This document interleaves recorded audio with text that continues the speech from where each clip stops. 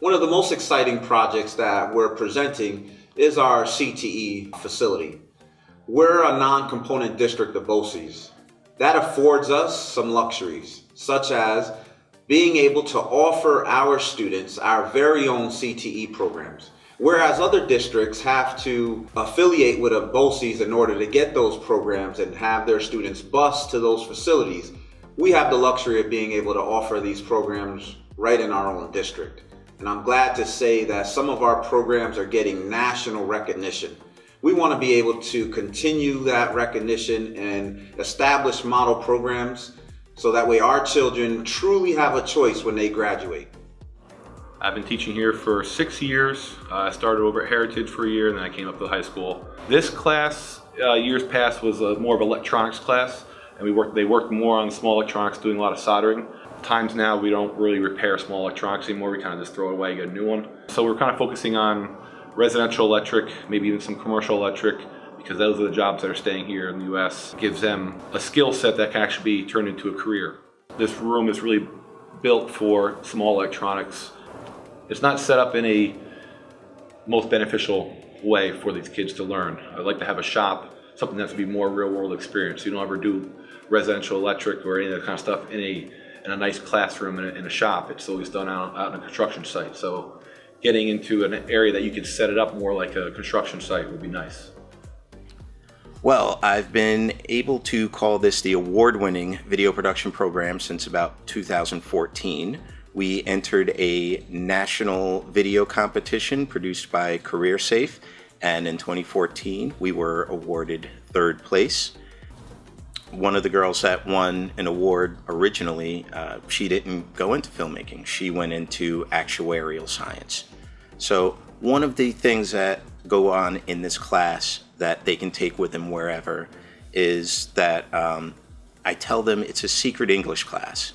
It's video production, but secretly it's an English class because we do a lot of reading, which obviously is going to involve comprehension. You have to know what it is you're reading, and what the directions are and how to do things based on what you read. And it's also writing, how to get an idea from up here onto the page so that you can give it to someone else and they'll understand what you mean, what you're trying to get at. So that's one of the skills. Realistically speaking, by the time I'm done, the kids that are serious, that have taken video production 1 and 2, they should be able to get an entry-level position and actually start contributing day 1. The space that we're in now, this was originally built as an actual functioning studio. So when this became a class, they just put the workstations in here. Ideally, there should be an empty, dedicated studio space and then perhaps an attached computer lab, because when the kids are working, especially when they're working in groups, there's a lot of collaboration and crosstalk going on.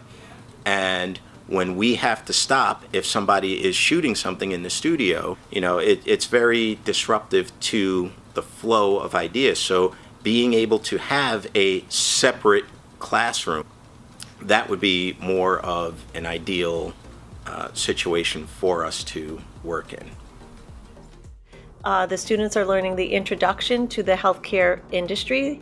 They learn the hands-on skills, the foundation requirements. We integrate math, science, and English. Currently, we're offering our students the eligibility through the program, through the pathway, to sit for the New York State Nurse Aid exam.